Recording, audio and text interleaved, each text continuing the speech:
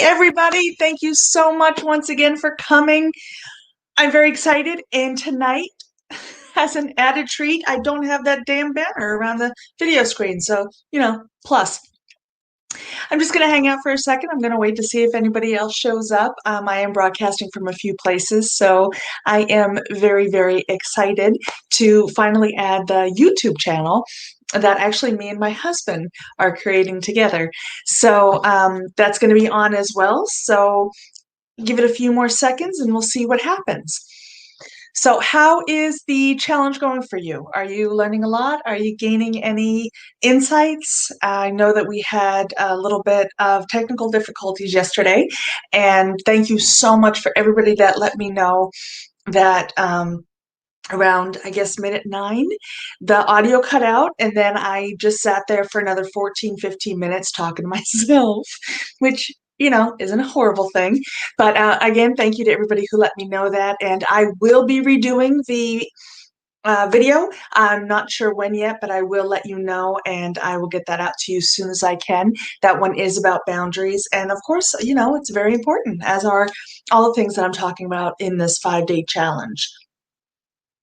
So let's get right into it.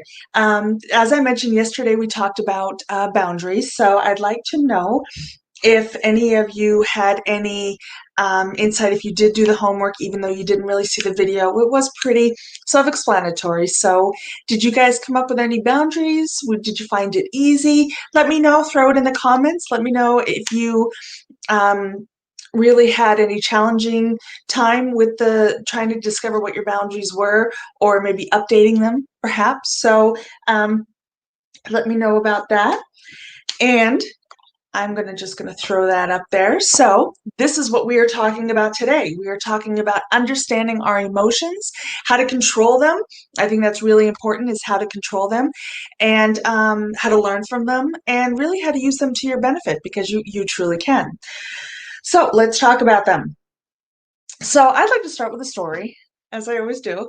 And it's not, I don't know, I guess it's not really a story, I guess, just so much as what an explanation, perhaps.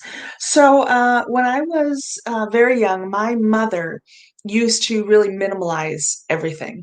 When I was young, we lost our home because my parents were unbelievable alcoholics, and the bank foreclosed on our home, and we ended up living in the projects in public housing. I'm sorry, I should say public housing.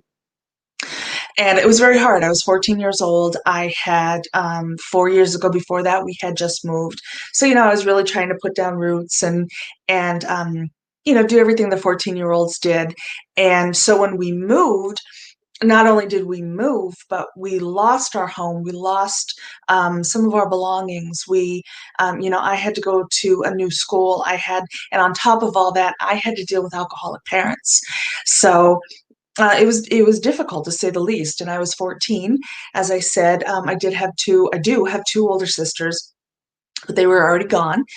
And I cried. I cried a lot, and I started acting out. And I needed help. I needed attention. I needed direction, and I never got it. And I was told to, that it wasn't that big of a deal because I was only 14 years old. You'll make new friends. Come on. It's nothing to you. Come on. I'm the mother. I'm the father. We lost everything, which is true, but my feelings should have been validated, even as a 14-year-old. So that wasn't the first time. It was just one of the major times that stuck out in my head. But that was something that my mother and my father always taught me, was to minimalize and tamp down your feelings. So even to this day, I have a hard time with anything, really. Recently, I had something happen in my family, and my first thought was, oh, it's not that big of a deal. But no, damn it, it is a big deal. You were just taught to believe that it wasn't. And so that's something, I think, it all depends on how you're raised, of course, in those formative years. But it's your feelings and your emotions should always be validated, even if it's just by you. So, why do we have emotions? As you can tell, I'm still using my handy dandy notes. Why do we have emotions? So, what I want to do is I want to talk about emotions as it relates to the holiday. Jesus, we could talk about emotions for anything, couldn't we? When I was researching for this episode, there was emotions when it comes to teenage daughters, um, elderly parents, toddlers. And then there was actually a segment called Mixed. So we could talk about emotions with regard to anything, of course. But we're going to talk about them tonight as it refers to the holiday. So, why do we have emotions? What is what is driving our emotions this holiday season? Well, of course, we miss family. That could be a huge thing. We miss family. We haven't seen them. I live in Maine. My entire family, not my husband's side of the family, but my entire family lives in either New Jersey or Pennsylvania. So when I get a chance to go down and see them, my goodness, I'm filled with emotion, good emotion. I miss them. I haven't seen them. I want to catch up. I want to hold them. I want to hug them, all that good stuff. And we're only human, right? Christ, we're human. That's what makes us, what do they say? That love is like a feeling that only humans can feel, or some bullshit like that. That's not true. But anyway, but with because we're human, that comes with a lot of emotions in themselves. I mean, it's what we're all about, and some are good, some are bad. Well, I shouldn't say bad, should I? Some are good, and some are, I don't know, not as good. But um, so and to go into that, let me start off by saying there are no wrong emotions. I want to get that out there. There are absolutely no wrong emotions. If you go to your mother's house and she pisses you off for some reason and you're pissed off, rightfully so, that is not the wrong emotion by any means. If your wife, I don't know, cheats on you, sorry, but if that happens, and you laugh about it. That's not a wrong emotion either. The only things that are wrong, let me hide that. The only thing that is wrong is how we react to those emotions. And that's something I think we really need to work on, and that's what this whole thing is about. Um, so what do I mean when I say act on the emotions? Well, what I mean is your emotion, if something happens, say you're at your family's dinner, and I don't know, the kids are acting up, so Uncle Billy just screams at them. Yeah, you're frustrated. That's frustrating to come to dinner and always have the same thing happen. That's not a wrong emotion, but what is wrong is getting angry about it. So what is wrong is reacting to that in that way. So you want to react, but you don't want to. Oh, I just got a comment. I'm sorry. I'm just reading it now. Squirrel. So what you want to do is you want to react properly. And that is a way to once you learn how to react properly, then you can truly start to use your emotions to your benefit, and what your emotions tell you, because they tell you a hell of a lot. So what I want to, let me get my other handy dandy banner out because I just learned to use these today. So I'm very excited about them. So what I want to talk about is, and when I was researching again about this today, this phrase came up and I absolutely love it right here. Regulation, not repression. That's huge. Again, something to go back to that story that I was talking about with my mother. That was repression. That was hiding your emotions, repressing your emotions. Not really feeling like you had the ability or you had the right to have those emotions, and that's bullshit. Oh, cursing up a storm tonight. But then again, if you know me for more than 2 minutes and you know anything about my business, that's what I do. It's also one of my jams, I guess. But in any case, so regulation, not repression. So what we're talking about here is controlling your emotions and not having them control you. Because let's face it, during this time, during this holiday, whether you are visiting your family virtually, in person, whether they're coming to you, whatever the case may be, your emotions may be the only thing that you can control. Unfortunately, it could very well be the case. And so let's make damn sure you know how to control them. There are three ways to truly do this, to um, regulate and not repress your emotions. So, three things, and we'll go through them, but it's perception, identification, and accepting them. So, let's go through each one. Perception.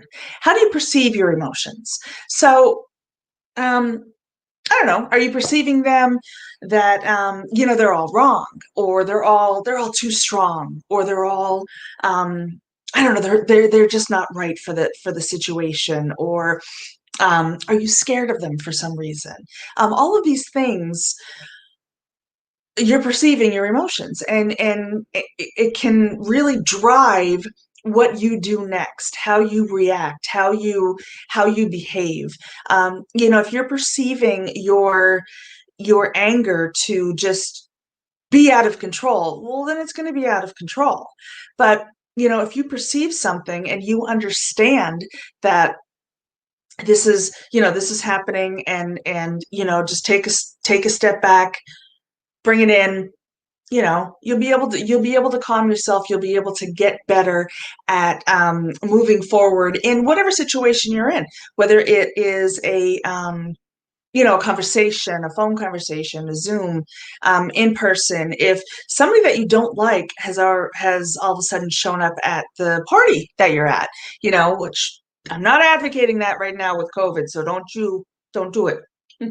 But my in-laws had Christmas parties every year, and a whole bunch of people would show up, and there was a whole lot of people I didn't like. And why didn't I like them? Well, I come to find out years later that it wasn't them, it was the situation I was in. But I perceived them to be some sort of threat, when it was really my marriage that wasn't good, but I couldn't internalize that. So I digress. Identification, like kind of what I just said. Identifying what your emotions are. What are you doing? Are you frustrated? Are you angry? Are you sad? All three of those emotions can kind of be the same, kind of feel the same, but they're not. You really have to dig deeper and figure it out. I was talking to a woman today that felt that she couldn't really deal with have confrontation. Well, there's a reason for that. It's not because you're weak. It's not because there's anything wrong with you. It's because there's something deeper inside of you that's not letting that happen, and we got to figure out what it is.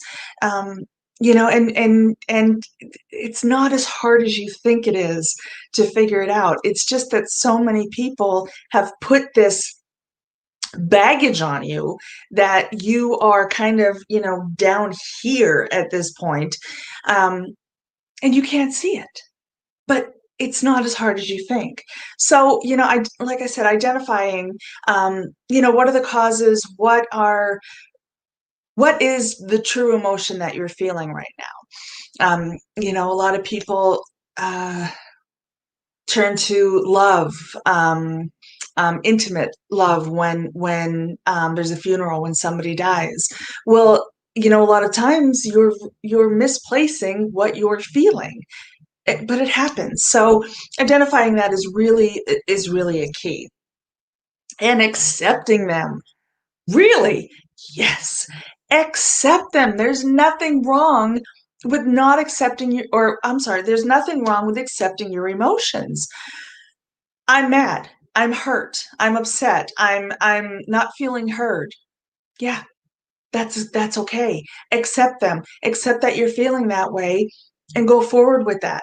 You can't, you can't feel something and then, tamp it down, and keep moving. Those feelings aren't going away. They're going to be there tomorrow, when, it's the day after Christmas, when it's Black Friday, sweet mother. Um, it's going to be there after Easter, after Christmas, whatever holiday it is, they're still going to be there. So accept that you're feeling them, accept that they're happening, and go from there. Acceptance, identification, and perception. Those are three key areas that people often overlook because all they know is they're feeling those emotions. They don't know why. And you know what? It's hard. It's really, really hard to figure all this shit out. It is. You have, I don't know, you have the baggage from when you're a child telling you that, you're feeling envious. You're feeling envious. That gorgeous woman is maybe hitting on your husband. Yeah, you're envious. When other people say, "Well, that's absolutely ridiculous. Why would you feel that way?" Well, you feel that way, and it's okay. It's how you react to it. You're gonna go beat her up? Oh, of course not. You're gonna go say, "Yeah, that's right. My man that you're hitting on, he's with me. He coming home with me." That's what you're gonna do. Hopefully. Because that's the proper way to react. The perception, the identification, the accepting them. You perceive that somebody is hitting on your husband. Ooh, excuse me. You perceive that somebody's doing this. Okay. So you perceived it. You brought it in. So what's next? You identify it. Yeah, okay.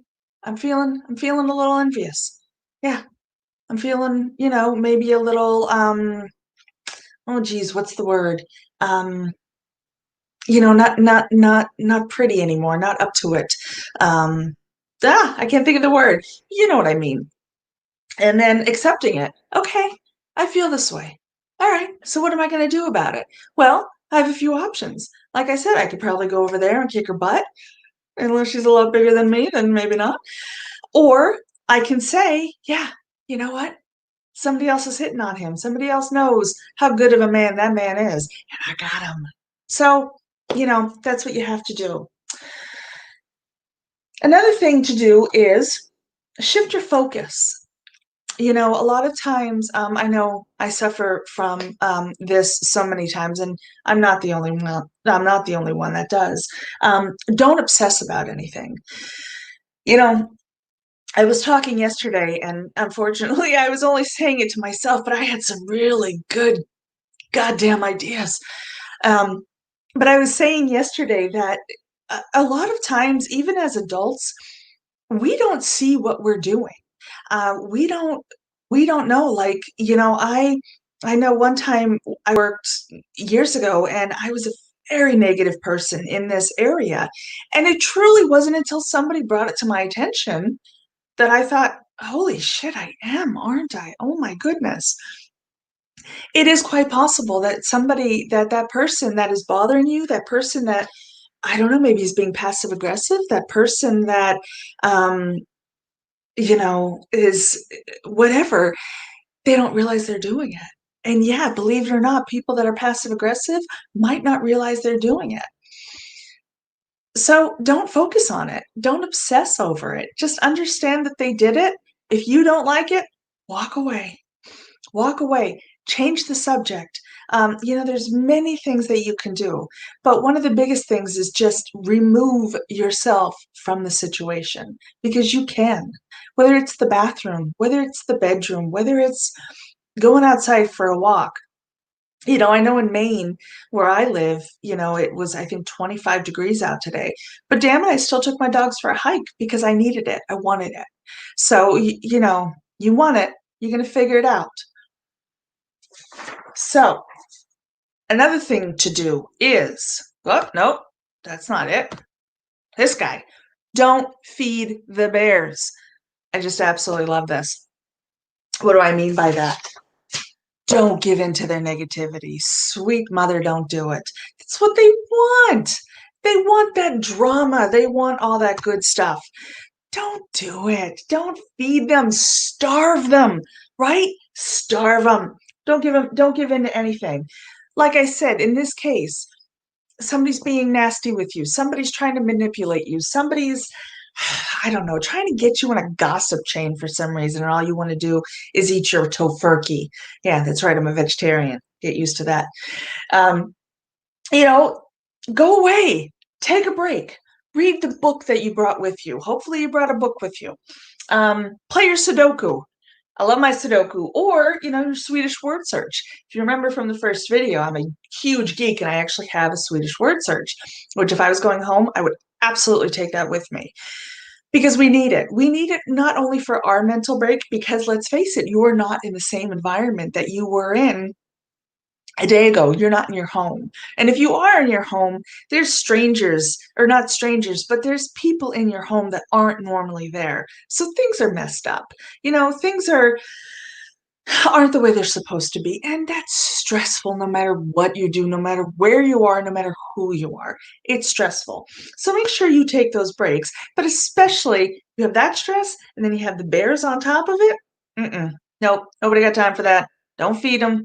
Just let them go away. Let them try to find food in some other tent, or I don't know. Some keep the analogy going. You got me. Triggers.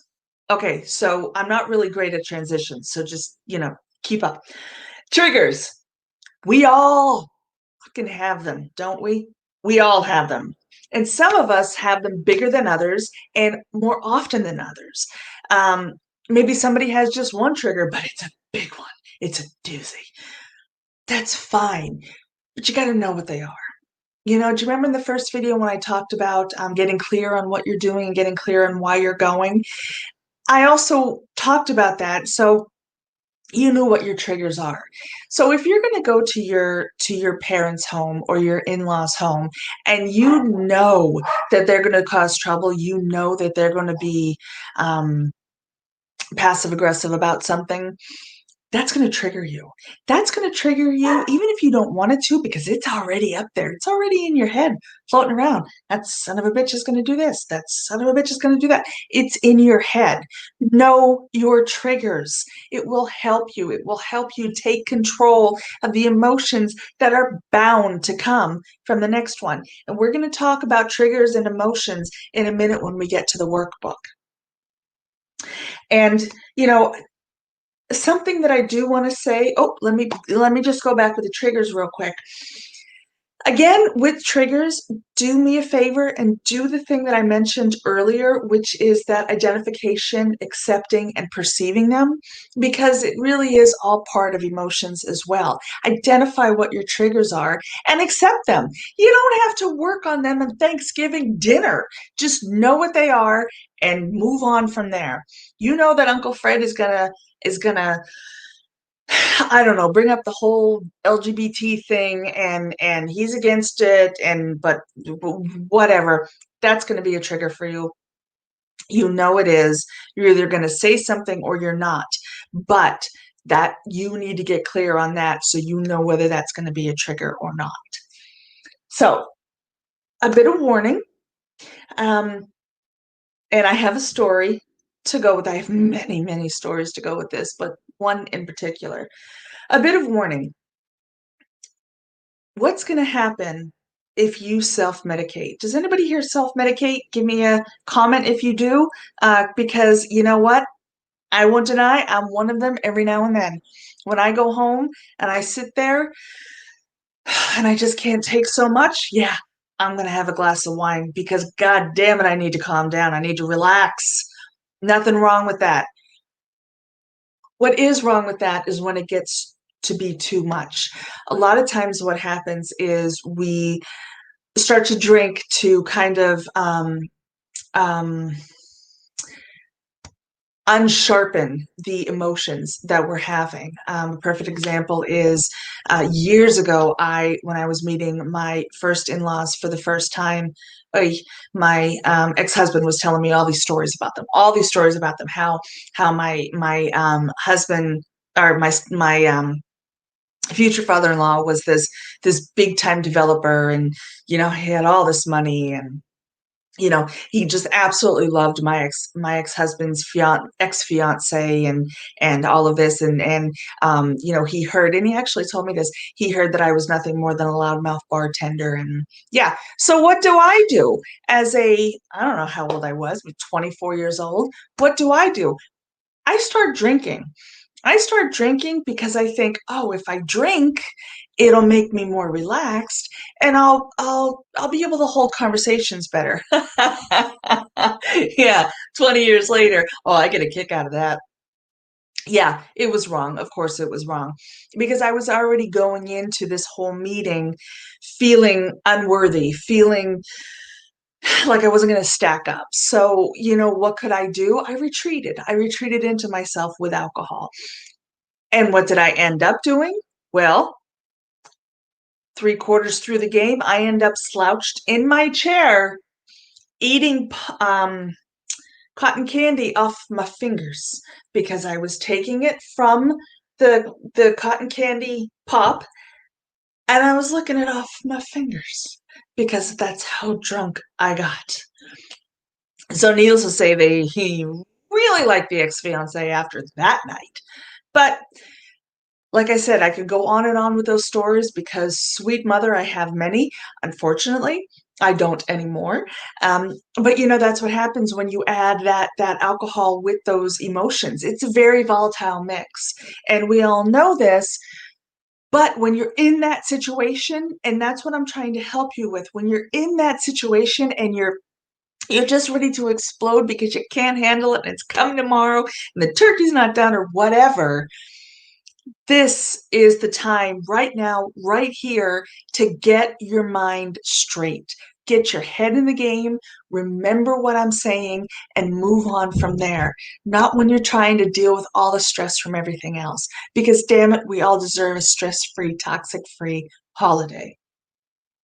So let's go through the workbook real fast because we're coming up on 26 minutes and I don't really want to give you more than a half an hour because who watches? So let's go through the workbook really quick. So it's day 3. So it's understanding your emotions to learn from them, control them, and use them to your advantage. So anger is the most difficult emotion to control. Yeah, again, a lot of the stuff that I say, you all know already, but we tend to forget. We need that little reminder every now and then. The most powerful emotion we can feel is fear. Yeah, they did a whole show on the fear factor, didn't they? Yeah, yeah, people know.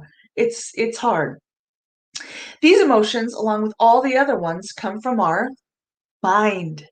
And that's a beautiful thing because we already know what we can control, what we think we can.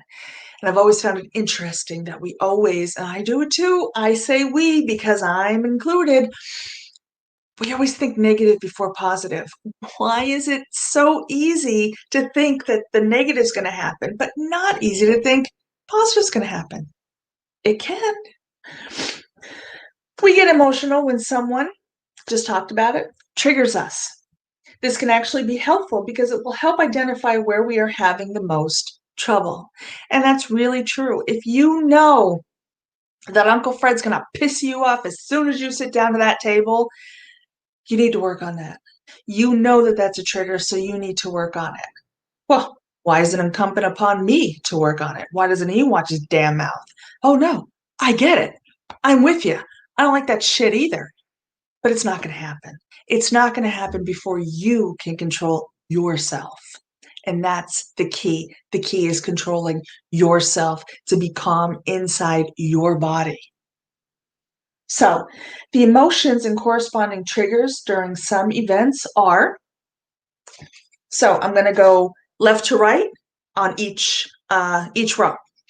So the emotion fear, what is the trigger? The trigger is the unknown. And of course, there's other triggers. I'm just pulling this one specifically because we always fear what we don't know. Everybody, you hear that a lot. And it's really true. We fear what we don't know. Next one is sadness. Why do we get sadness? What's the trigger for that? A trigger for that is an unrealistic expectation. You have something that you really, really wanted, but it only came to about here.